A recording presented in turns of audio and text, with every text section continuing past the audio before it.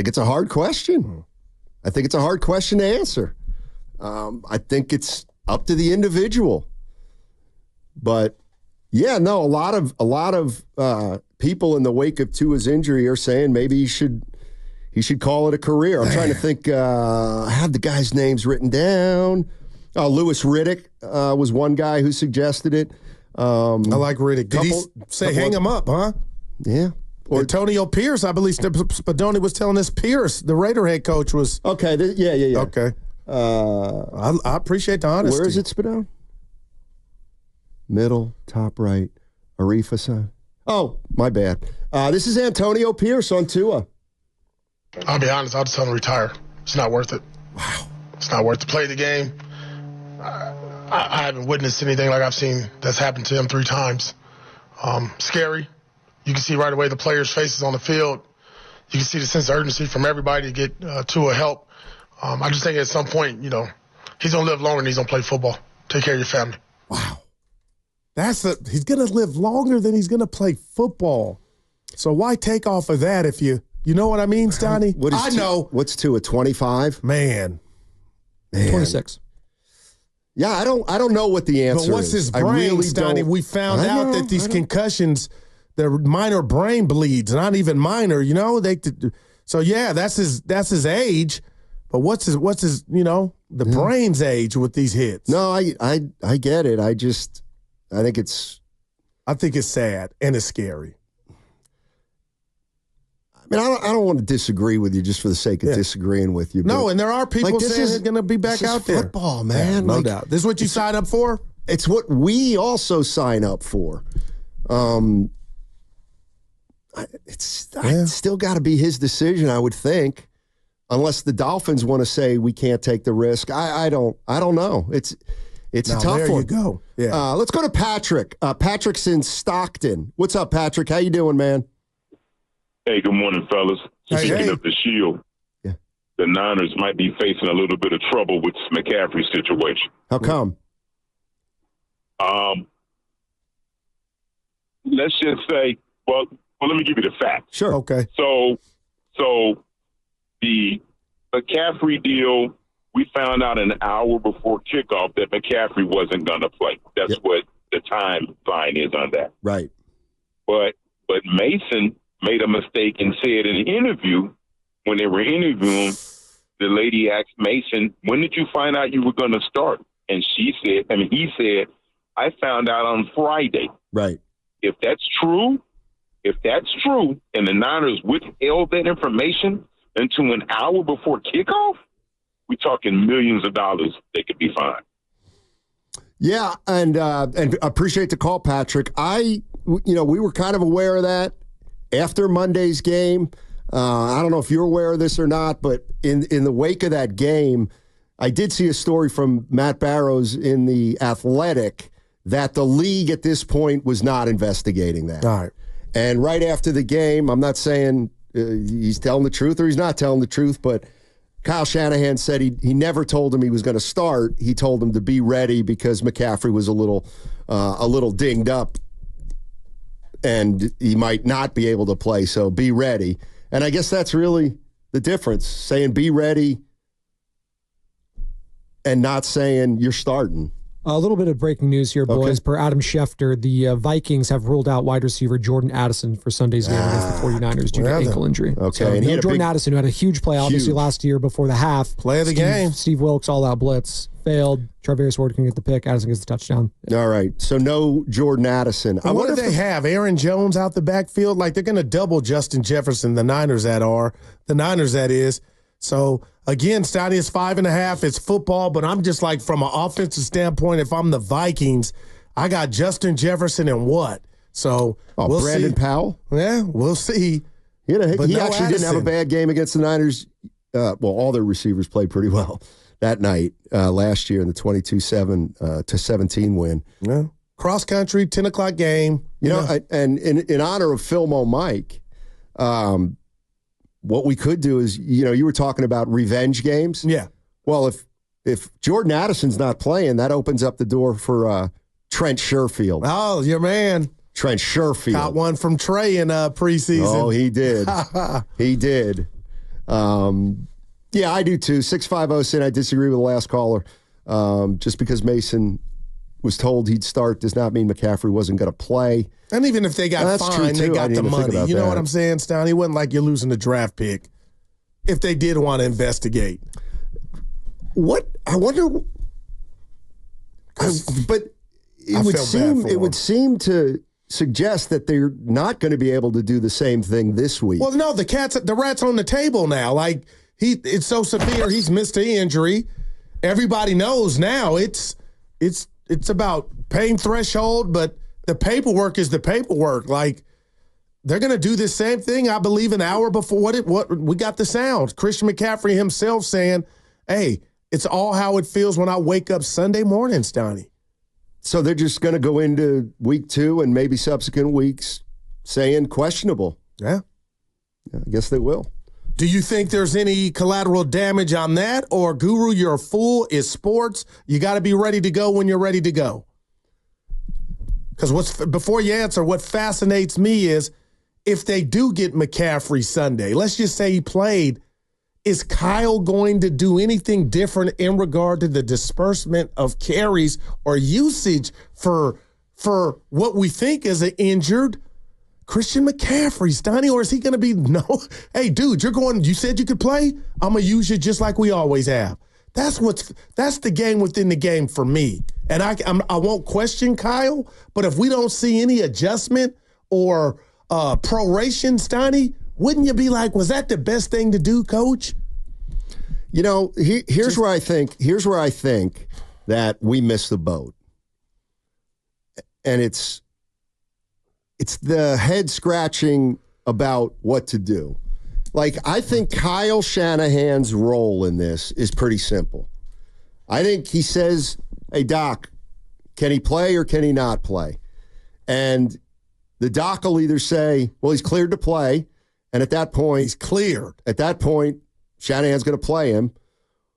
Or the doctor's going to say, "Well, he could play and he's cleared, but he does have some discomfort in that." Well, then that is Kyle Shanahan's decision. But what I'm telling you is, anytime you ask a coach, what's the status of this player, they always say, well, it depends what the doctors say.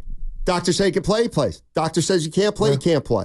And I don't know what the doctors are saying about McCaffrey. I think he's probably cleared to play, but they know he's not. By the work he's either not doing at practice or what he's not able to do at practice, they probably will be very, very cautious.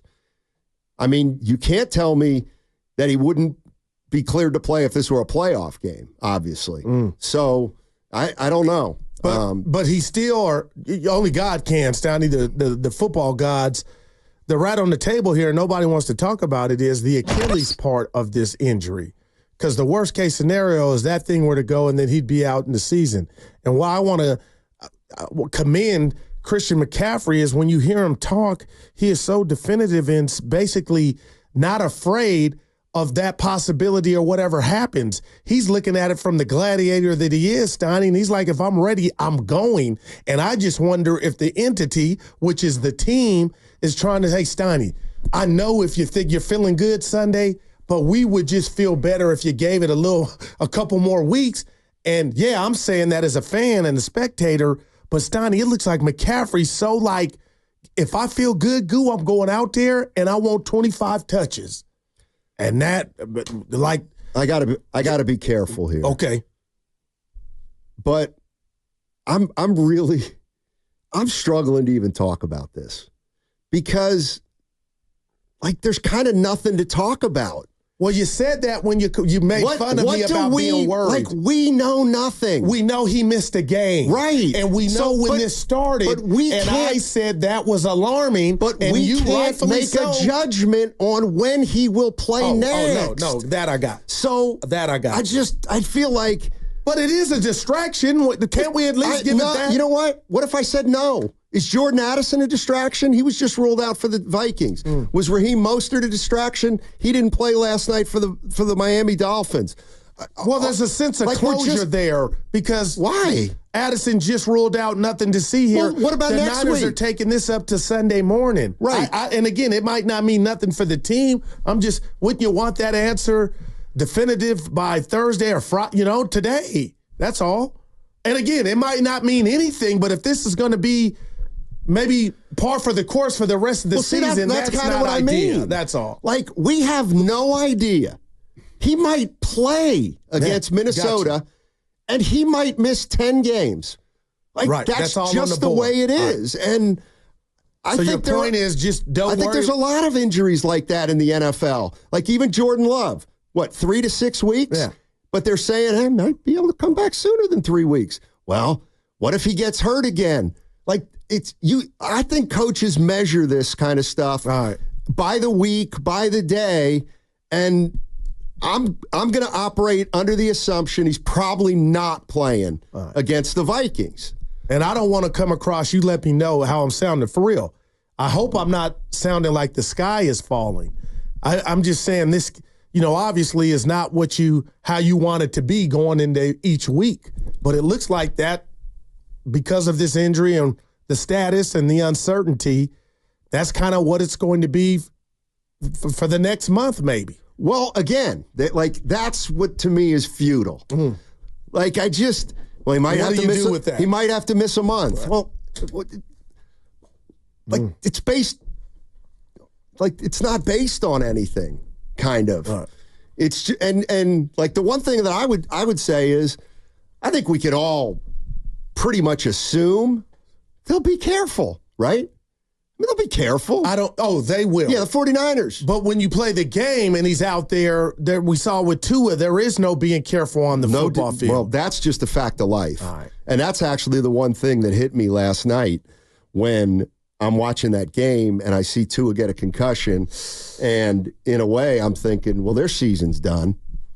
That team is in a lot of trouble. But then I'm thinking, man, that's a young quarterback who... Yeah. Now things are in jeopardy, and that's why, to me, I would try to enjoy every game. Yeah, because that's all you got. All right. I mean, it's all you got. Now that sounds like something I would say, but in this instance, I'm kind of bringing up all the past. But I get that. So I was thinking about this for Brock Purdy, about how do you assess him, and this is the thing that is starting to hit me. So he's played 22 regular season games and he's 18-4 and he's been terrific in those games. And I'm looking at this year and I'm starting to realize that kind of unfortunately for Purdy, I don't think the last 2 years really matter. Now, they've established a baseline. Like, if he is this quarterback, we're going to have to pay him. And I think he will be this quarterback. But, people thought Tua was going to have a great year maybe. And now they got to find out if he's going to play again. So, Purdy's quarterback 22 regular season games. And ideally this year, he quarterbacked 17. Mm-hmm. That's like almost half. Like, he's almost going to quarterback half his entire career this year. And I think what's at stake is what happens in the next 16 games. Like, I think that's going to be... I feel like that's unfair, and you could be right. I know, but I think it's the way it is. And the premise of leading a team to a Super Bowl a year after, on the fly, you took the job, and you took the team to the NFC Championship game, Steiny. I'm not saying you're wrong. No, I'm just giving you facts. How can that not mean anything?